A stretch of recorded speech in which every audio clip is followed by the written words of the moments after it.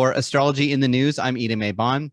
In Washington, D.C. today at 10:10 a.m., the Supreme Court released its decision regarding Dobbs versus Jackson Women's Health Organization, finding the Constitution does not confer a right to abortion, effectively overturning Roe versus Wade. This absolutely monumental moment overturns 50 years of precedent on this issue by the court. It was also very unusual for the court to release this decision on a Friday, and thereafter the court promptly closed for the weekend, fearing the sure-to-come public civil backlash. How do we see such an unprecedented moment reflected in astrology? Let's take a look at the Washington, D.C. chart for 10:10 a.m. I think the moon plays a very significant role in this chart because she is in her last third quarter phase here, a phase that is often associated with releasing. So we see the releasing of a decision made by the court, and it has to do with women.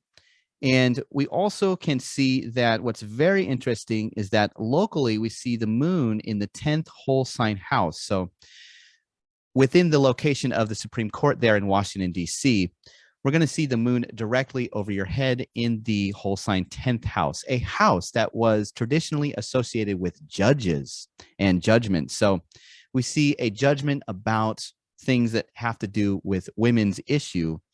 And also within a few hours, we see that the moon is about to enter the last phase of the lunation cycle, the balsamic moon phase. And this is a phase associated with lunar things dying.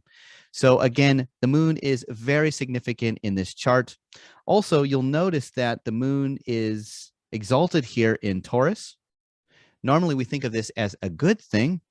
And I think that sometimes when you have an exalted moon, especially in the 10th whole sign local house, what you're saying is that lunar things are exalted. They're lifted up. They're very important. And we do see that for today, where this was a monumental, very important thing that was going on in the world. Another thing that is quite fascinating is that the moon was also moving into that conjunction with Uranus, a planet that we know is associated with very unprecedented things. But simply by virtue of Uranus being a planet that was discovered, whereas the traditional 7 planets were just sort of always there from antiquity, Uranus is associated with discovery and very unprecedented things because it was the first planet to be discovered. So, and we also know that, of course, Uranus also has to do most of the time with very shocking things. The moon in ancient sources was also said to represent the gathering of crowds, and we definitely saw crowds gathering around the courthouse today in Washington, D.C. The most notable aspect really, though, however, is this sextile that is formed between Mars and Saturn. But I think that this is a very interesting example of a sextile between Mars and Saturn, where typically we think of this as something like hard work and the resourcefulness or stick-to-itiveness to get something done, to just really push through on a project. But I think that this is a really interesting example of a sextile between these two planets, and I'll tell you why.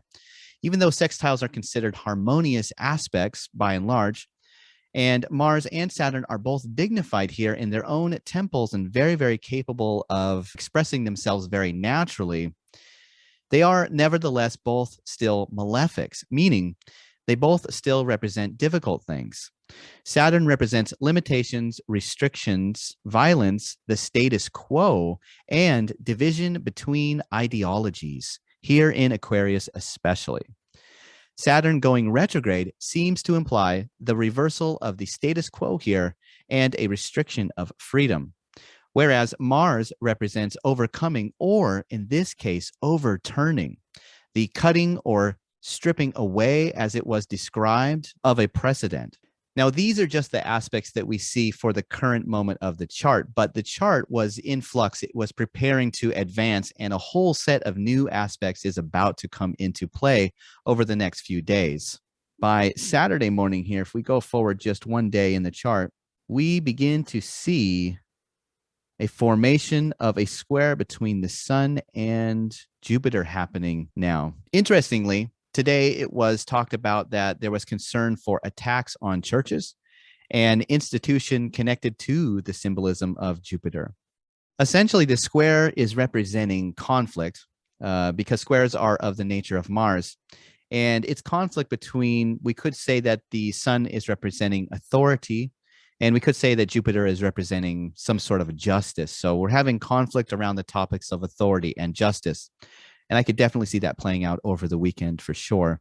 This is all happening as we're about to get the big tamale, the square that forms between Pluto and Mars, coming up in a few days. Also, by Sunday morning, we're beginning to get a sextile between Venus and Jupiter. So Jupiter is playing a significant role in the coming days ahead. What's interesting about this is that this simply could be an aspect that helps to bring women together in a large group, no doubt, to fight for their rights. So I could definitely see that happening over the weekend.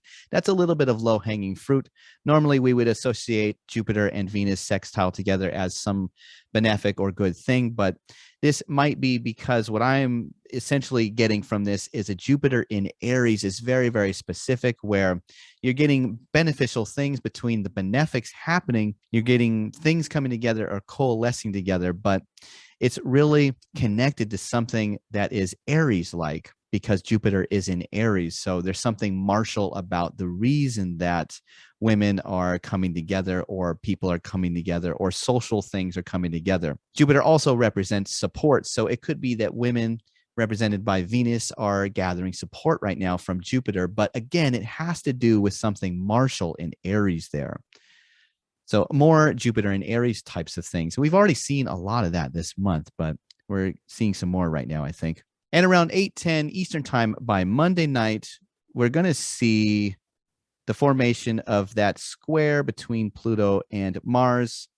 And this all is happening as the moon is still going through her final degrees in the balsamic lunar phase right before she's about to become new. So I think this is really when the powder keg blows, or at least the resolution of tension one way or another.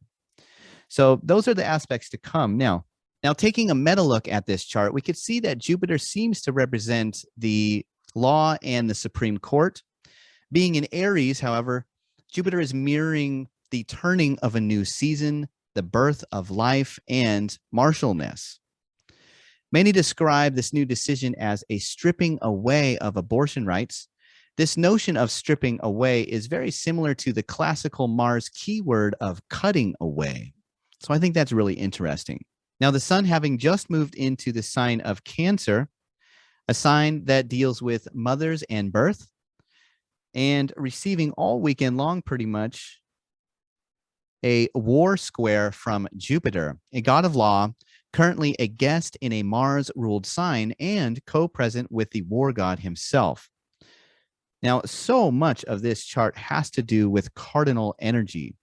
We're talking about cardinal energy from the square that we're going to be getting from Pluto, cardinal energies by both Jupiter and Mars in Aries, and also now the sun in a cardinal sign of Cancer. So this is a very cardinal energy-based moment, and cardinal signs represent a powerful heel turn from one season or zeitgeist to another.